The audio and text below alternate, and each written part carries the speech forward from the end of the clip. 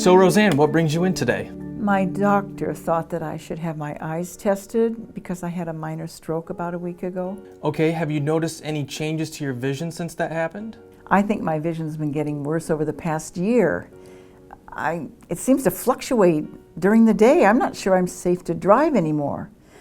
I've been told I have cataracts. I'm not sure if that has anything to do with it. Okay, we'll take a close look at everything today. Before we get started, I'd like to review your health history. Looks like you have a history of breast cancer, depression, anxiety, osteoporosis, and hypothyroidism. That's correct. Okay, and for medications, it looks like you're taking Centrum Silver, calcitonin, imipramine, Synthroid, and tamoxifen. Yes, and I've just been put on a blood thinner since the stroke, but I don't know what that's called. I don't know the name of that. And I don't think that my imipramine, or however you say it, is working very well for me anymore. It was prescribed for me in 2015 when I was diagnosed with breast cancer, but since the stroke, I've just had pretty high anxiety. Well, I'm sorry to hear that you're not feeling very well. I'll confirm the name of the blood thinner with your primary care doctor and also let them know that your anxiety is getting worse even while on the medication. Let's get started with the exam.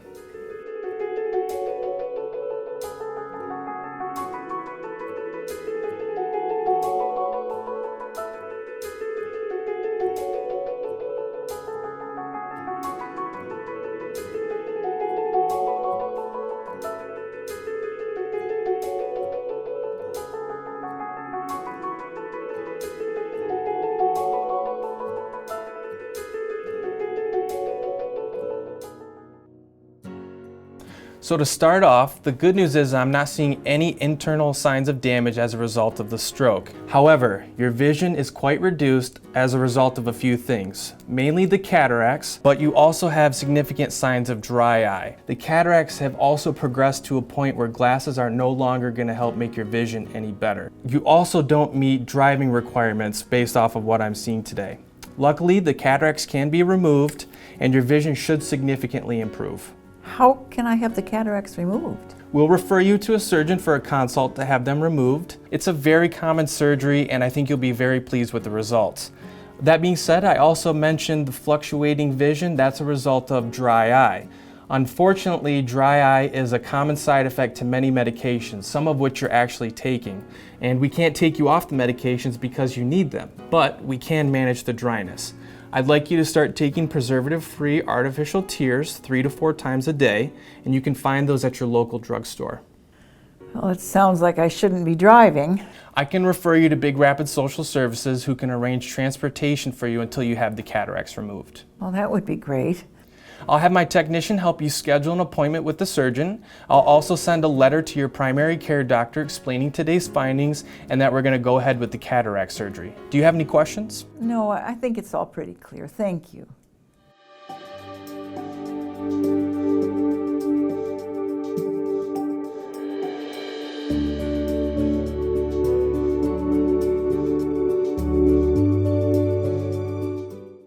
I just got a fax from Dr. Kelch regarding Roseanne Smith, who we saw last week. We recommended her to get her eyes checked after her stroke. Sounds like the doctor doesn't think there is any damage following her stroke, but they are recommending she have cataract surgery to hopefully improve her vision. She's currently not a legal driver. Okay, yep, that seems like a great option for her. Did the optometrist mention anything else in the note? It also says that she has significant dry eye, and they recommended to use artificial tears at the pharmacy. Plus, they said the patient feels her antidepressant isn't working anymore. She feels anxious since having the stroke. Do you mind calling over to the pharmacist to verify what medications she's taking and when she last filled them? And then maybe see if any of those medications might be causing the dry eye. I can do that right now. Okay, great, thank you. Yep. Hi, may I speak with the pharmacist, please? Hi, this is Molly. I'm the pharmacist here today. Hi, Molly. My name is Evan Dennis, a nurse at Dr. Thompson's office. I was calling in regards to our mutual patient, Roseanne Smith. Dr. Thompson would like to confirm all of her current medications. Last time she said they were filled, and if there are any medications that could be causing dry eye for her. Sure, let me take a look at her profile here. It looks like she's currently using nasal calcitonin, levothyroxine, imipramine, tamoxifen, and warfarin. And we recently did a medication review with her, and she told us that she was taking a Centrum Silver vitamin. She fills them all consistently every month, with the last fill being 2 weeks ago, except for the warfarin. That's a new medication, and she just filled that one 3 days ago. Okay, thank you. That is what we had on file too. Except for the vitamin, what about the medication that can be causing dry eye? Of these medications here, it looks like it's probably the imipramine that would be causing that. That's helpful information. A recent note from her optometrist stated that the medication is not controlling her depression and anxiety, and she has significant signs of dry eye. Do you have any recommendations about what she could take instead? Well, I don't see an SSRI on her medication record here at all. So unless she's tried and failed several medications in that class, then I would recommend an SSRI. It doesn't look like she has been. Okay, great. I would recommend either sertraline 25 milligrams once a day or escitalopram 10 milligrams once a day. And I would recommend cross-tapering that with the imipramine. So gradually over the next 2 weeks, decrease the dose of the imipramine and at the same time increase the dose of the sertraline just to decrease any side effects. And if you'd like, I can put a note in her profile to teach her how to do that when she comes in. That would be wonderful. I'll talk to Dr. Thompson to get her perspective, and we'll send over a new prescription if she agrees. Sounds great. One last thing, she is scheduled to have cataract surgery within the next few months, so if you could leave a note in her chart to remind her to stop taking her blood thinner 4 days before she has surgery. Sure, I'll put a note in her profile and we can talk about it when she comes in to pick up the new antidepressant. Great, thank you. Have a good day. Thanks, you as well.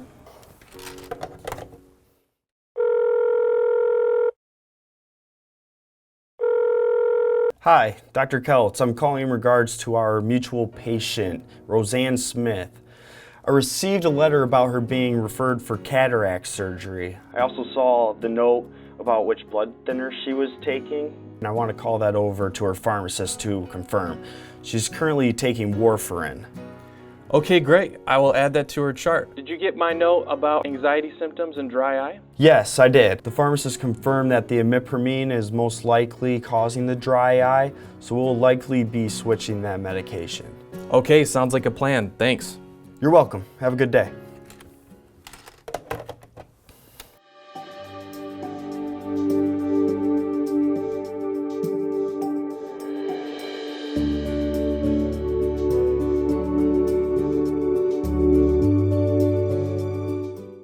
Good morning, Roseanne. My name's Courtney. I'm glad you could make it today. I know you were referred to our agency by your optometrist, Dr. Keltz, but what's bringing you in today? Oh, a lot of things, I guess. I had a minor stroke about a week ago, and I guess due to that, my vision is really bad, and I feel like I can't drive anymore, which is really hard because, you know, I've got all these prescriptions that have to be filled and appointments to make, and I can't drive myself. My daughter brought me here today, but she works full time and she's not going to be able to drive me all the time. And then I'm having difficulty cooking for myself because I can't read my recipes and I can't see the dials on the stove. I guess I'm just under so much stress now, and I don't have a lot of money for big extra expenses. I guess I just have been extremely anxious, and that's probably why my optometrist told me to come and see you. You have a lot going on right now, Roseanne, for sure. You recently had that stroke, and you don't feel comfortable driving anymore with your vision, and you've got all these added healthcare expenses. It's a lot to take on, and I can, kind of sympathize with you there. And it's hard to realize that, you're losing some of your independence without the driving, and now you have to rely on others. And on top of that, having the trouble with cooking, that's very stressful. I feel like everything's going downhill at once. I can see that it's a lot, and it's kind of getting a little bit hard to manage for you. If you were to rate your sadness on a scale of 1 to 10. Somewhere around 8 probably. How about if your sleep? How are you sleeping lately? I have terrible insomnia. I just feel exhausted all the time. That's a lot to manage to get through the day too when you're very tired like that. How have you been eating? Well, I don't have a lot of appetite, to tell you the truth. Ordinarily, if when I'm feeling good, I love food, but it's just not been happening lately. So right now, out of all those things that we just discussed, what's causing you the most stress? Definitely the transportation. I mean, I have so many medications that I have to pick up. And I'm going to have eye surgery, I think. I'm pretty sure. And my daughter, maybe after hours, she can take me to get my prescriptions filled, but she's not going to be able to take me to all those appointments. So in the case that your daughter can't bring you to pick up all of your medications, there is actually a bus service here in Big Rapids. It's called Dial-A-Ride. All you do is call their number and get ready to be picked up. They let them know where you are, and it takes about 15 to 30 minutes. They do charge a small fee, but I do have a pamphlet for you here. Just allow a little bit of extra time because it is just like a bus service, so you have maybe some extra people along the way. Oh, that would be just wonderful. I've seen those buses around town. I didn't know they were for people like me. Can they take me to my appointments? They absolutely can, as long as they're in Big Rapids. So they just have to, make sure you get picked up early enough. And another option that you actually have is through Medicaid. Medicaid? That's my insurance. What can they do? Through Medicaid, they actually do free transportation assistance as long as they're taking you to a medical or a behavioral health appointment. You have to set up the transportation 3 days in advance and explain that you're unable to drive and that you don't have anybody to get you there. And I actually have another pamphlet for you for that as well. And that doesn't cost me anything? It's covered completely through the insurance. I do have one more thing that I would like to talk to you about though. Okay, so I'd like to send you a referral to an optometrist who specializes in low vision rehabilitation, and they can work with you on finding devices that will help you with specific tasks. So we talked about you're having trouble reading your recipes and doing the knobs on your stove, and we can get you some devices to help you with those things. And they actually have a loan program where you can try out the devices before you actually make the purchase. If I don't have to give up my cooking in addition to not being able to drive, I would feel so much better. It's a very hard thing to do voluntarily, to give up that driving. But this appointment will help you use the vision that you currently have, and it will be used more effectively. So Roseanne, I'd like to see you again in about a week. And at that appointment, we can further discuss all of the extra stresses and things that you have going on right now and how to manage it. Thank you so much. You are so welcome.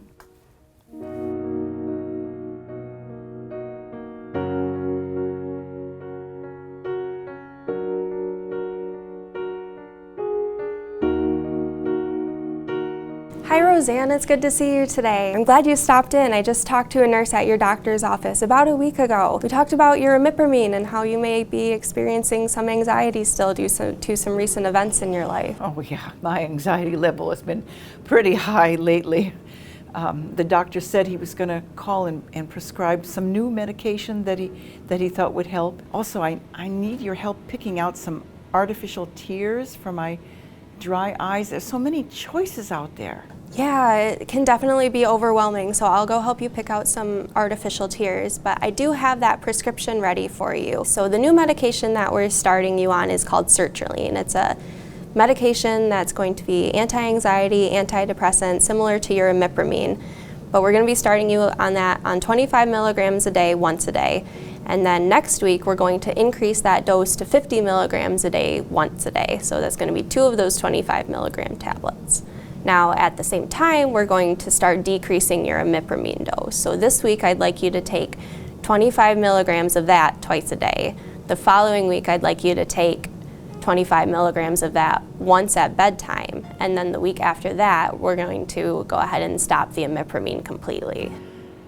That's a lot to remember. Is this really necessary? Yes, we're trying to decrease the side effects that may come from starting one medication and stopping the other medication. So I know that's a lot to remember, so I wrote out a schedule for you as well, so you don't have to remember everything that I'm saying right now. And then when you follow up with your doctor in about a month, you can discuss with them how the whole schedule is going for you. That would be very helpful. Thank you so much. I have a few more things about the prescription that I'd like to tell you. So The sertraline, it usually takes about 1 or 2 weeks to kick in, and then it's going to take about a month or 2 for you to see the full effects of it. So please continue to take it, even if you're not feeling the full effects yet. And if you have any concerns about it, feel free to talk to your doctor or call me and we can discuss it. The other thing is you may experience some side effects for a week or 2 when you start this medication, but they usually go away after a week or 2. So you may experience things like nausea, headache, and trouble sleeping. I know that's a lot of information. Do you have any questions for me? No, not about the new medication. If I do, I'll sure call you. You know, I'm probably going to have some imipramine left. Can I bring that back to you? Yes, definitely. If you bring it back in, I will be able to dispose of it properly for you. Okay, I will definitely do that. I saw a social worker today and she gave me some breathing techniques that are supposed to help with my anxiety. I hope they do, and I sure hope this new medication will help too. Definitely. I really hope for you that the new medication and the breathing techniques together help with the anxiety. I also wanted to tell you, when I spoke with your doctor's office, they wanted me to remind you to stop taking your warfarin 4 days before your cataract surgery. Oh boy. I hope I don't forget. I am so forgetful sometimes. And that's okay. If you would like, I can help you to set a reminder on your phone to stop taking the medication 4 days before your surgery. A lot of patients use this method to either remember to take their medications or to remember to stop taking them. Oh, that would be great. You know, I have to start doing that so I remember to take all my pills. Let me go grab those eye drops for you right now. So these are the artificial tears that I think would work best for you. What you're going to do when you're experiencing dry eye, you can put 1 drop into each eye, whichever one is dry. If both of them are dry, you can put it in both. You can do that every 4 hours as you need it. Do you have any questions about putting the drops in your eye? Is there a technique I should know maybe? It's not that hard. What you can do to help is lay down to put them in so that you don't have to tilt your head back and that you're laying down. Once you put the drop in your eye, go ahead and shut your eye for 2 minutes to let the drop sit and lubricate your eye. Thank you so much. You've been so helpful. Oh, you're welcome.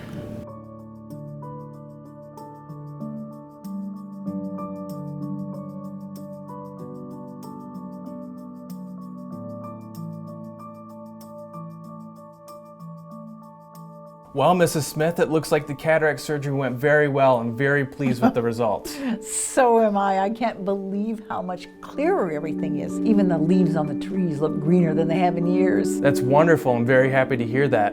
I did receive a note from your social worker before the surgery about your difficulties with cooking dinner and reading recipes. I think with your new eyes, things should be much better for you, especially if we get you some new bifocals. But we can also set you up with some small magnifying glasses that have lights built into them. They're going to be great for picking up and quickly reading small print. That'd be great. I'd like to give those a try. I think it'd be helpful. You also meet driving standards today. Based off of what I'm seeing, you're legally able to drive again. Oh, that is wonderful. I was very happy with that dial-a-ride service that the social worker told me about, but I am so happy to have the freedom to drive myself. That's wonderful. When was the last time you saw your primary care doctor? About a week ago. They've given me a new prescription, new medication for my anxiety, which has helped a lot. And I'm back on that blood thinner since my eye surgery. In fact, I've got to go and refill my prescriptions right after this. Great, and I'll also let them know that you're done with your post-op surgery eye drops. Great.